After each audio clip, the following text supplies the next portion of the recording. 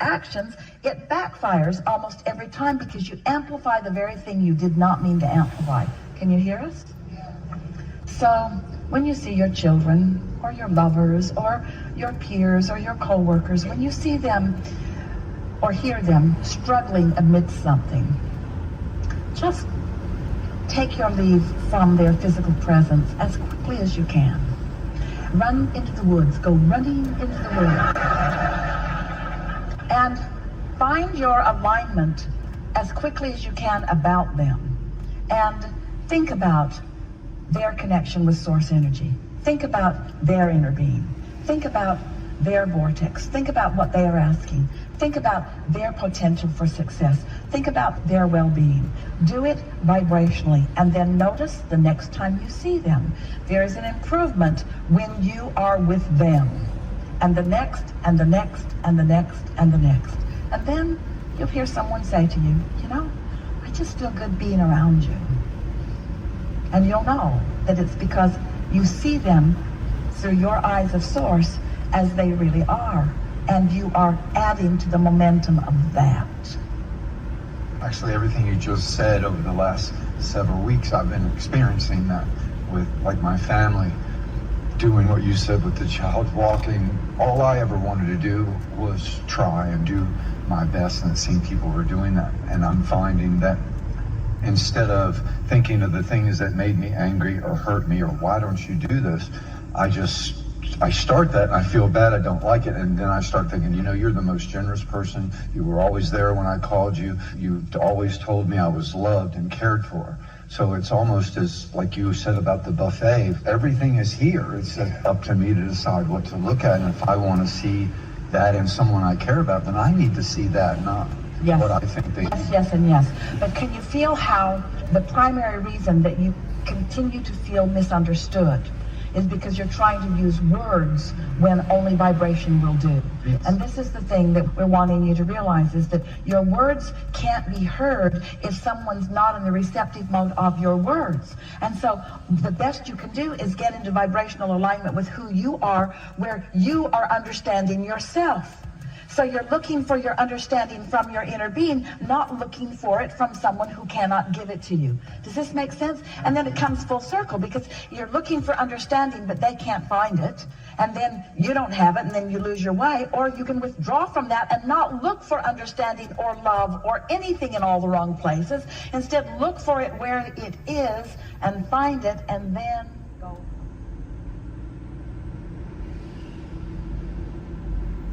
Believe it or not, I actually thought I'd never be here.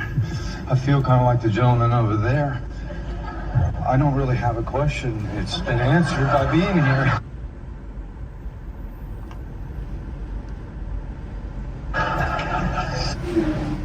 Believe it or not, I actually thought I'd never be. Believe it or not, believe it or not, I actually thought I'd never be here. Thank you. When we first came back, you talked about the young man in the elevator and the absence of judgment. The unabashed kindness. Yes. Just kindness. Yes. It was funny because that really resonated with me, because I was thinking, if I had a chance to come up here, my big question is, why is it, or how is it, that we often stand in judgment? Is that something of maybe the physical condition that allows us to try and differentiate from different situations? Yeah, because judgment in and of itself is like choosing. It's like choices. And if you are the creator of your own experience, and you are, then don't you need to be in a place where you can come to your own conclusions about what you prefer? So, of course, evaluation and deciding, decision, judgment is all part of that process. But when judgment works against you is when you push against something. Feel the difference between being at a buffet with a lot of variety and choosing what you prefer, as compared with condemning what you don't prefer. Oh, that shouldn't be there. Get that out of there. That shouldn't be there. That's going to get on my good stuff. Get that away. Trying to push something away is when judgment becomes toxic to you. Because in this attraction-based universe, there's no exclusion. So when you say yes to what you are choosing, you're including it in your vibration. But when you shout no at what you don't want to include, you are including it in your vibration. Because the universe doesn't differentiate between yes and no. It's the attention to the subject. Now, you might say, well, what about the intention within the attention? If it is my intention to get it, and it's my intention not to get that, wouldn't my intention serve me? And we say, yes, but when you're pushing against, your intention is thwarted by your own contradicted energy. And that's where you're going out of alignment. You've put all of your intentions in your vortex, and Source hears it, and Source is delivering, endless ways that are ripe and ready for you right here and now.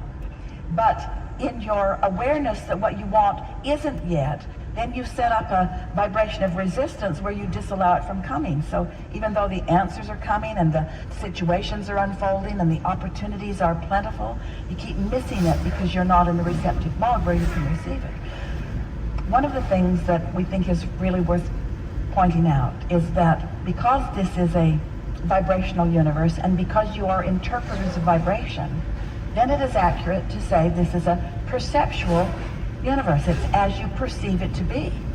And you perceive it to be because of the lens, so to speak, that you have active.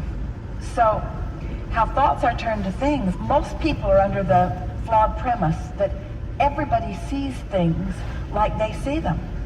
But the longer you live, the more you realize that that isn't true.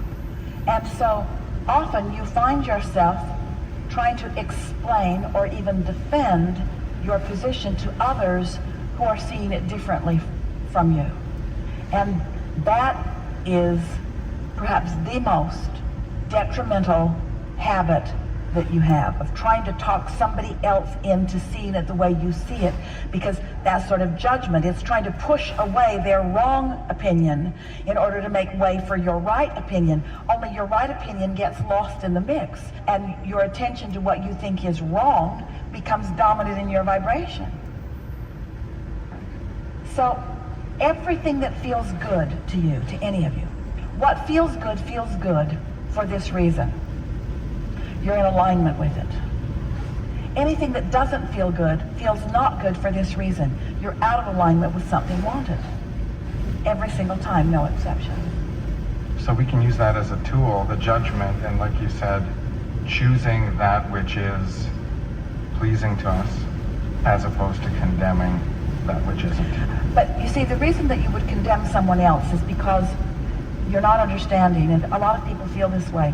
If you are still living a conditional life where you really believe that your happiness is dependent upon these conditions changing, and since those people don't want to change the conditions, they don't even agree with you that that's a condition that should be changed, or they would like to change it to something that you don't want, then their opinion feels like a threat to your happiness because your happiness is tied to your being able to change the condition. Oh, did you get that?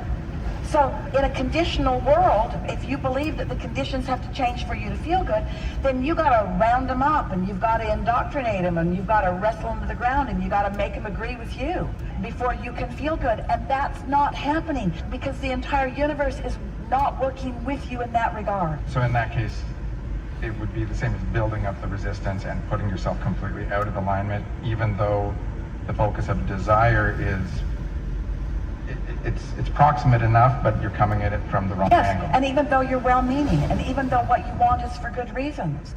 This is the premise that you were born knowing, and this is the premise that as you find your way back to it, as you return to this knowledge of who you are, then everything will start feeling really wonderful to you, and this closing this gap between your new desire and where you stand will become just a really delicious experience. But this is the thing that you really want to remember. You came with diverse interests because your diversity is your greatest strength. Because out of difference is born new idea, and the new idea is what the eternalness is all about. If you could remember that no one else has to agree with you, that it isn't agreement with the others that is required for your happiness, it is agreement with yourself. We want to make that so strong. It is never agreement with someone else that was meant to be your plan. It was always meant to be your agreement with yourself. So you said, I'll go into diversity. Yay, diversity. And from it, I will choose what I prefer. Yay, my preferences. And I will launch rockets of desire, and Source will acknowledge my desire and hold steady the vibration of it for me.